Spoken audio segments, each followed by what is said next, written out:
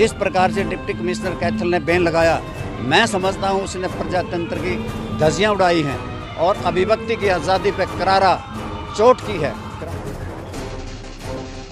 Social media भी एक ऐसा स्तंभ बन गया जिस प्रकार के घपले घोटाले और जिस प्रकार की लूट खसूट हो रही है, ताकि सोशल मीडिया के लोग उसको उजागर ना कर सकें, इन धरने प्रदर्शनों को उजागर ना कर सकें और इनकी विफलताओं को लोगों के समक्ष पेश ना कर सकें। इसलिए इस सोशल मीडिया पर कैथल के डिप्टी कमिश्नर ने प्रहार किया और इस पर बैन लगा दिया।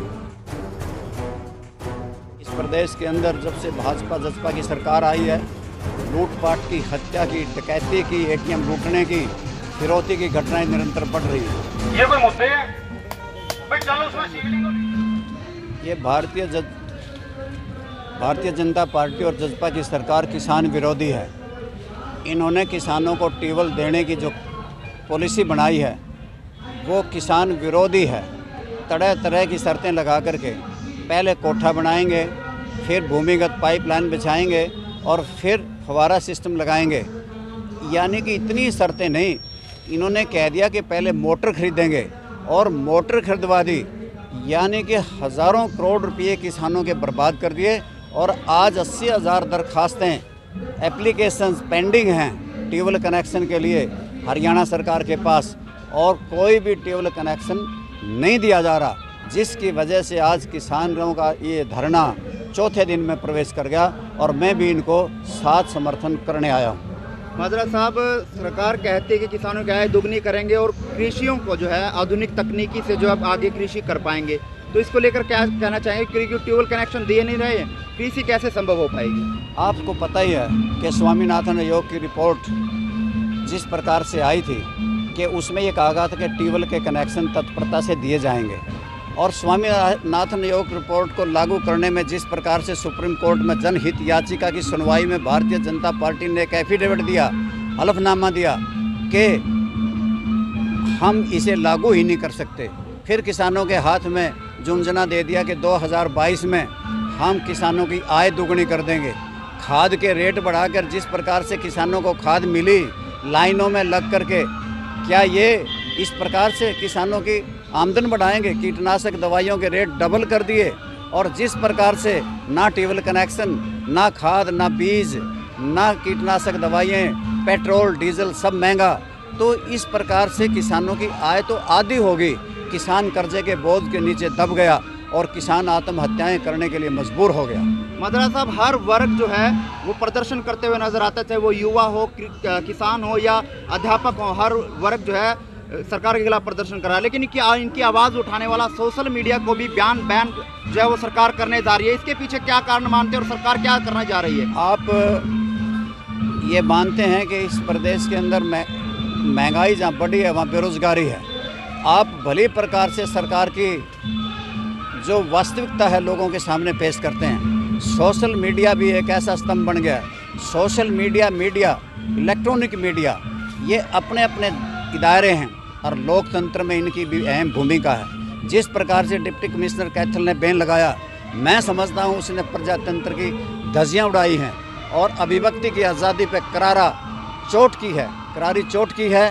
और मैं समझता हूँ कि जिस प्रकार के घपले घोटाले और जिस प्रकार की लूट खसूट हो रही है, ताकि सोशल मीडिया के लोग उसको उजागर ना कर सकें, इन धरने प्रदर्शनों को उजागर ना कर सकें और इनकी विफलताओं को लोगों के समक्ष पेश ना कर सकें, इसलिए इस सोशल मीडिया पर कैथल के डिप्टी कमिश्नर ने प्रहार किया और इस पर बैन लगा दिया।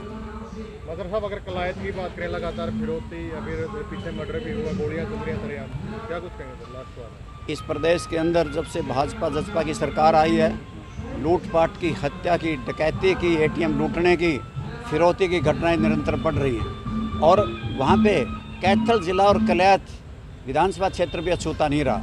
वहाँ पर भी इसी प्रकार की घटनाएं निरंतर जारी हैं। किसी प्रकार का कोई भी अंकुश सरकार का नहीं है और अधिकारी बेलगाम हो गए।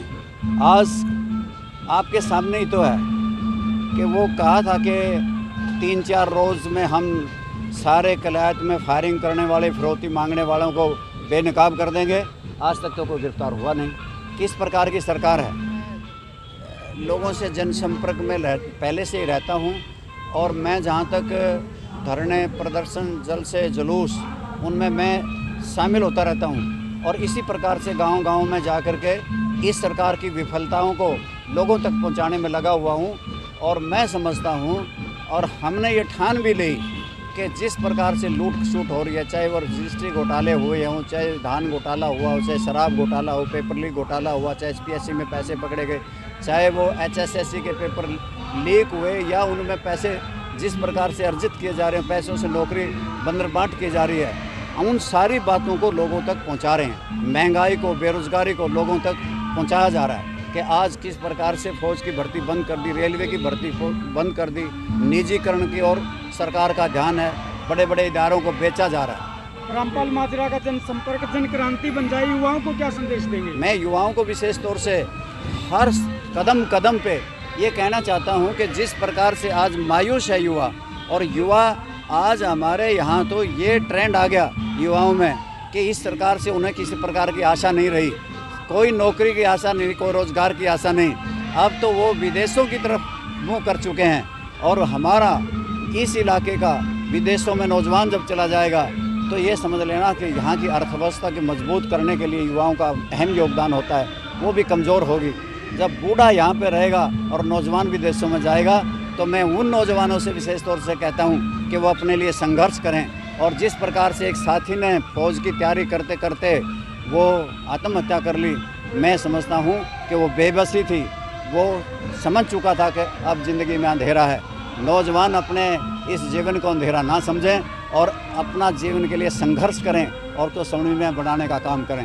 मगर साहब इतनी भीड़ कहाँ से लेके आते हो आप? हर कार्यक्रम में भीड़ हो रही है आपकी? लोगों का प्यार, प्रेम और स्नेह शुरू से मेरे साथ है और कई बार तो लोगों की भीड़ को देख करके मैं इतना उत्साहित भी हो जाता हूँ, परंतु आप ये मान के चलना कि मैंने लोगों से संपर्क कभी भी तोड़ा नहीं, लोगों के बीच में ही रहा हूँ। मैं दुख सुख में जाता रहता हूँ, लोग मेरे से जुड़े हुए हैं, मैं उनका दुख सुख का साथी हूँ। नगर परिषद के चुनाव है, बनाने का अधिकार किसने दिया? नगर परिषद के चुनाव पास है, रामपाल माजरा किनको समर्थन करेंगे, किसी पार्टी को? ये अभी चुनाव तो आए भी नहीं और ना ही कोई कैंडिडेट मैदान में आए, समय आने दीजिए, सही फैसला लें। ठीक है सर।